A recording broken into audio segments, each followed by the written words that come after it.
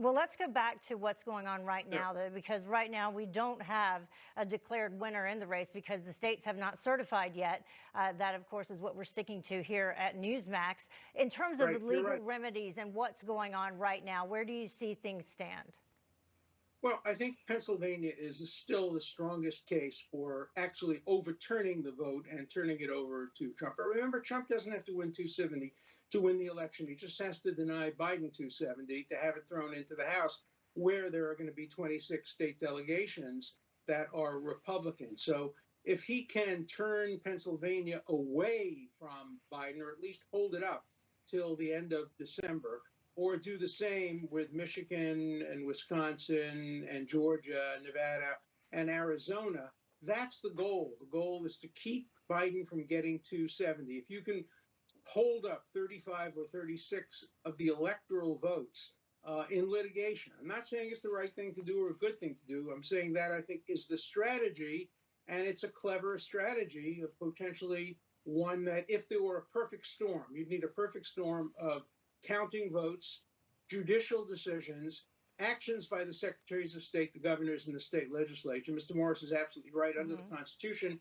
it's the state legislatures that decide, but the state legislatures do allocate certain authority under their legislative power to election board secretaries of state. So it's a little bit more complicated than that. You'd need a really perfect storm for it to happen, but it's theoretically possible, which is why Biden is not officially the president-elect. He is the presumed president.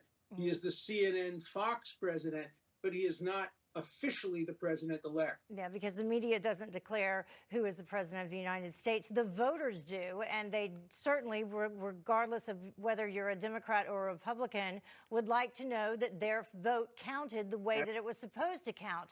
This incident that happened last night, we began the show earlier, the first hour, talking with Jenna Ellis in reference to this reversal decision in this county in terms of some of the Republicans who originally said that they would not certify, then they said that they would certify. Is that an indication to you what's going to happen down the road if we just try to stick with that tactic? Yeah, and what's going to happen is you're going to get some states that won't certify, some that will. The ones that and they'll be challenged in court. And then the question is it a question of state law whether certification occurs, or can you get an equal protection argument or an Article 2 argument that makes it into a question of federal law? If I was still teaching at Harvard, I'd be given an entire seminar on this election. It is so loaded with interesting legal and constitutional questions that are all questions really of first impression. So nobody can absolutely with certainty predict the outcome, just as nobody could have predicted 2000 going to the Supreme Court 5-4. But here's the question. Would Harvard even allow you on campus given that you have supported President Trump?